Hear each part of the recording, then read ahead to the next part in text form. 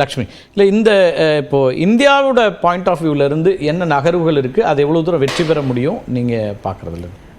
இந்தியாவை பொறுத்த வரைக்கும் சஜித் பிரேமதாசா அதிபராக இருந்தால் ஒரு ஃப்ரெண்ட்லி கவர்மெண்ட் இருக்கும் அப்படின்ற ஒரு எண்ணம் இருக்கிறது. ஒருவேளை அனுரா வெற்றி பெற்றால் அனுராவையும் ஆன்டகனைஸ் பண்ணிக்க வேண்டாம் அப்படின்றதுக்காக தான் அந்த பிப்ரவரியில் அவரை வர வச்சு சந்திப்புகள், அதாவது பஞ்சாபுக்கு கூட்டிட்டு போனாங்க. அதுக்கு பிறகு கேரளாவில் நிறைய அந்த மீட்டிங்ஸ்லாம் அவர் அட்டன் பண்ணாரு. ரெண்டாவது அக்ரிகல்ச்சர் பற்றி நிறைய பேசினாங்க.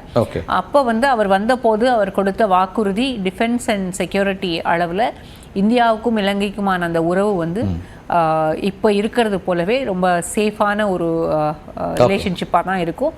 அதில் எந்த விதமான நெருடல்களோ இல்லை பாதிப்போ இருக்காது அப்படின்ற ஒரு வாக்குறுதியை அவர் கொடுத்ததாக நான் கேள்விப்பட்டேன். அனுரா வந்துட்டா இன்னும் சைனீஸ்னுடைய ஆதிக்கம், அதாவது சீனாவினுடைய ஆதிக்கம் அங்கே அதிகமாயிரும்ன்றது இந்தியாவினுடைய எண்ணம். ஏன்னா அரகாலயா ப்ரொட்டஸ்ட் நமக்கு அந்த 2022 பீப்புள் அப்ரைசிங் பெரிய அளவில் மக்கள் போராட்டம் மாதிரி தான் வெளியில் தெரிஞ்சது. ஆனால் அதுக்குள்ளுக்கு ஜேவிபியினுடைய ஆதிக்கம் இருந்தது. அது வெளியில் தெரியல அப்படின்னாலும் ஜேவிபியினுடைய ஒரு ரோல் பெருசாக இருந்தது. அதுக்கு சீனாவினுடைய பேக்கிங் இருந்ததாக தான் நம்பப்படுகிறது. அப்போ சைனீஸ் பேக்கிங் இருந்தது. அதுக்கு அந்த ஏன்னா அந்த பீப்புள் அப்ரைசிங்க்கு பிறகு தான் அனுராவுடைய வளர்ச்சி அபரிமிதமாக அங்கே மக்கள் மத்தியில் இருக்குது. அதுக்கு முன்னால் ஏன்னா போன எலெக்ஷனில் அவருக்கு 3% ஓட்ஸ் தான். ஜேவிபி எப்போதுமே அங்கே எக்ஸிஸ்டிங் தான். ஆனால் ஜேவிபிக்கு பார்க்கும்போது அவங்க மக்கள் மத்தியில் ஒரு அச்ச உணர்வு இருக்குது. என்ன அப்படின்னா அதுக்கு ஒரே ஒரு உதாரணம், இந்த 2022 நிறைய இடங்கள் சூறையாடப்பட்டது, தீக்கிரையாக்கப்பட்டது. அப்போ அந்த வன்முறை சம்பவங்களுக்கு காரணம் யார்?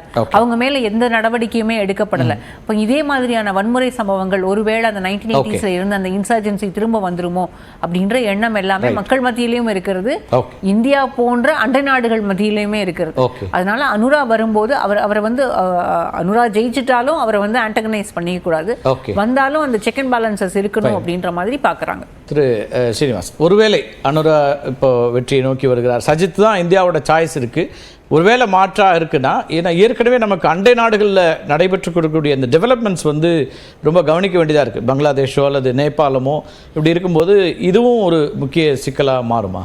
இது ஒரு நிச்சயமாக ஒரு தலைவலிங்கிற மாதிரி உருவாகலாம். ஆனால் ஒருவேளை அனுராவுடைய அந்த பாப்புலாரிட்டி க்ரோத்து அதெல்லாம் பார்த்து தான் இந்தியா அவரோடையும் நட்போட பழகி கொண்டு இருக்கு. அதுதான் அந்த பிப்ரவரியில் கூட அவரை கூப்பிட்டுருந்தாங்க, 5 நாள் அங்கே ஸ்டே பண்ணியிருந்தார். ஸோ அனுராவோடையும் அவங்க பழகிட்டு இருக்காங்க. இன்னொன்று ஜேவிபியும் பழைய அளவுக்கு தன்னுடைய இனவாதத்தை மற்றெல்லாம் இது உண்டு, அது ஒரு மென்மை போக்குக்கு வந்திருக்கு. இந்த பக்கம் வடக்குலையும் கிழக்குலையும் தமிழர்களும் அந்த அளவுக்கு இனமுனைப்போட இந்த தடவை அவங்க வாக்களிக்கல.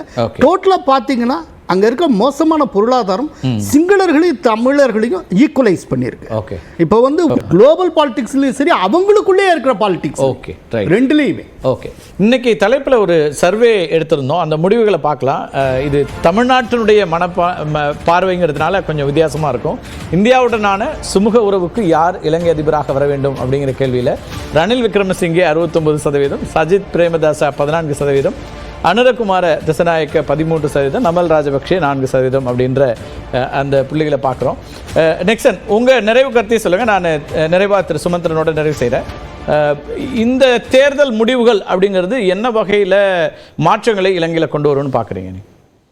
இது எந்த வகையிலையும் மாற்றத்தை கொண்டு வராது. எல்லோரும் பொருளாதாரத்தை பற்றி தான் பேசுகிறார்கள். அது ஒன்றுதான் அங்கே முக்கியமான பிரச்சனை என்று பார்க்கிறார்கள்.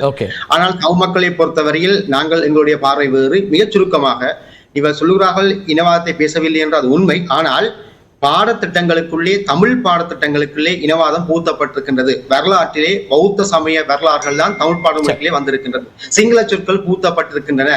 இலங்கை அரசியல் ஜாப்பு, சமஷ்டி முறை கொண்ட அரசியல் ஜாப்பு என்று அரசியல் விஞ்ஞான பாடத்திட்டத்திலே எழுதப்பட்டிருக்கின்றது. யாழ்ப்பாண ராஜ்ய வரலாறு எல்லாம் எடுக்கப்பட்டிருக்கின்றது பாடநூல்களே. ஆகவே பாடல்கள் மூலமாக இனவாதம் பரப்பப்படுகின்றது, அது கட்டமைக்கப்பட்டு விட்டது என்பதை நீங்கள் புரிந்து கொள்ள வேண்டும். நன்றி. நெக்ஸ்டன், திரு சுமந்திரன், உங்களோட நிறைவு செய்கிறேன். இந்த தேர்தல் அப்படிங்கிறது முடிவுகள் என்னவாக வேணாலும் வரலாம், அடுத்த சில மணி நேரங்களில் இருக்கலாம். இந்த முடிவுகள் அடுத்ததாக என்ன எதிர்பார்ப்புகள் இருக்குது உங்கள் கட்சி அல்லது உங்களை பொறுத்த வரைக்கும்?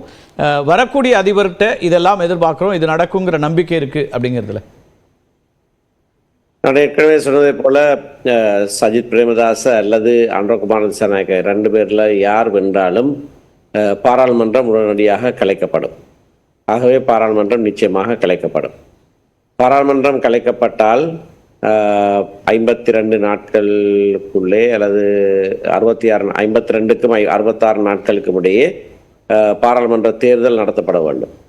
அப்படியானால் நவம்பர் கடைசியிலேயாவது பாராளுமன்ற தேர்தல் நடக்கும். இந்த மாற்றம், இந்த டிரான்சிஷன் நாங்கள் சொல்றது இந்த இன்றைய தேர்தலோடு முடிந்து விடுகிற ஒரு விடயம் அல்ல.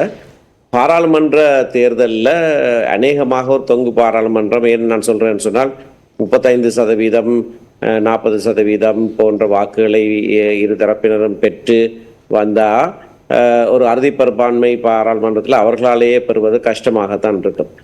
அந்த சூழ்நிலையில தான் தமிழ் மக்களுடைய பிரதிநிதித்துவம் கூடுதலாக இருக்க வேணும். எங்களுடைய பேரம் பேசுகிற விடயம் இதோடும் நின்று விடவில்லை. எங்களுடைய பேரம் பேசுகிற விடயம் பாராளுமன்ற தேர்தலுக்கு பிறகும் நடக்க போகிறது. ஆகையினால பொருளாதாரம் விடயம் மிக முக்கியமான விடயம். அதிலையும் நாங்களும் நிறைய பங்குகள் ஆட்டி இருக்கிறோம், தொடர்ந்து ஆற்றுவோம். ஊழல் ஒழிப்பு என்பது மிக மிக முக்கியமானது, இந்த பொருளாதாரத்தோடு இணைந்த ஒரு விடயம்.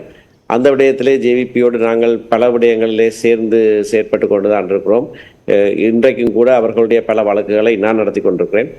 ஆகையினாலே ஜேவிபி வென்றாலும் நாங்கள் ஆதரிக்கிற சஜித் பிரேமதாச வென்றாலும் எங்களுடைய பங்களிப்பு இந்த மாற்றங்களுக்கு இணைந்ததாகத்தான் இருக்கும். அந்த மாற்றங்களோடு சேர்ந்துதான் அதிகார பகிர்வையும் நாங்கள் கொண்டு வரலாம்.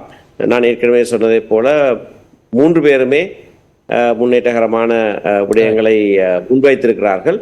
ஆகையினாலே எவரும் எதிர்க்காத ஒரு சூழ்நிலையில் அல்லது மிக சொற்பமான ஆட்கள் மட்டும் எதிர்க்கிற ஒரு சூழ்நிலையை நாங்கள் திரும்பவும் வருவிக்கலாம். சந்திரிகா பண்டாரநாயக காலத்தில் இருந்ததை போல இல்லை அதை விட கூடுதலான முறையில் நாங்கள் வருவிக்கலாம் என்ற நம்பிக்கையோடு தான் காலத்தை பார்க்கிறோம். மக்கள் தீர்ப்பு என்னவாக இருக்குன்னு பொறுத்து பார்க்கலாம். நிகழ்ச்சியில் பங்கெடுத்த விருந்தினர்களுக்கும் பார்த்த நேயர்களுக்கும் மிக்க நன்றி. மீண்டும் ஒரு நிகழ்ச்சி சந்திக்கலாம் நண்பர்களே. நன்றி, வணக்கம்.